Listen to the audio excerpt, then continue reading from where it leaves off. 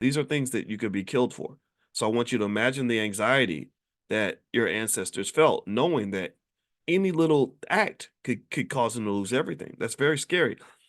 Making threats, unpopularity, circulating scandal, gossiping, being troublesome, having a bad reputation, drunkenness, rioting, fraud, enticing a servant away, writing a letter to a white woman,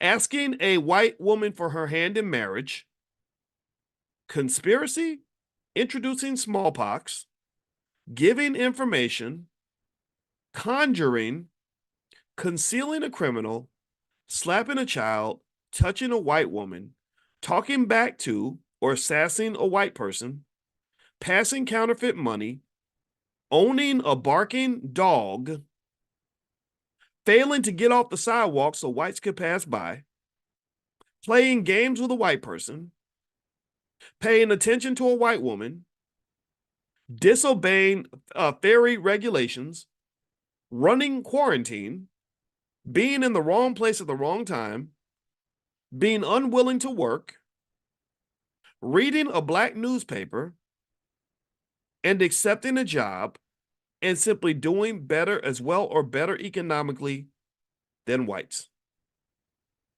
So this is the anxiety that your ancestors lived under.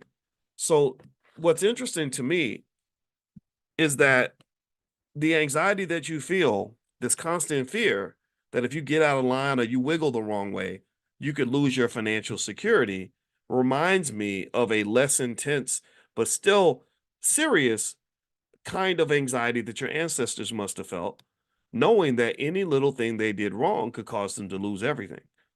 And so, one of the reasons why I believe that economics is essential for Black children, why every Black child in America should learn how to start a business, is because when you know how to start a business and you know how to build wealth, even if you never become an entrepreneur, I'm not saying everybody needs to be an entrepreneur, but if you just simply know how to build wealth, then that wealth becomes your protection against the fact that they're constantly holding the threat of economic pain over your head.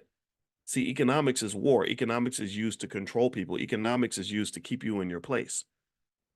So don't let that happen to your kids. You get them ready. Okay. So let me pull up the slide again.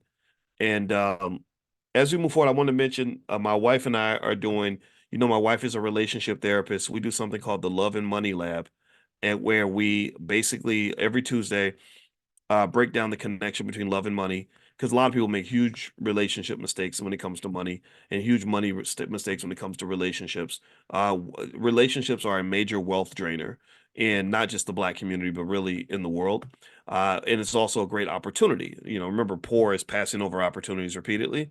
So when you have the opportunity to have relationships that build your wealth and you pass that over because you want to date somebody because they're cute, that's one of the economic consciousness exercises that we're encouraging people to consider.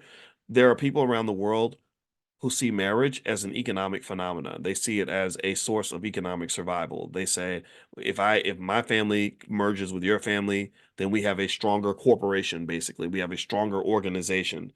And whereas we think of dating in all the wrong ways, we dabble and kind of mess around and get in all these crazy situations. I don't think that's healthy. And if you don't believe me, just look around and look at how many people are struggling financially after a bad relationship, or they're in a marriage where they're struggling financially because they did not consider the implications of who they were choosing to connect with.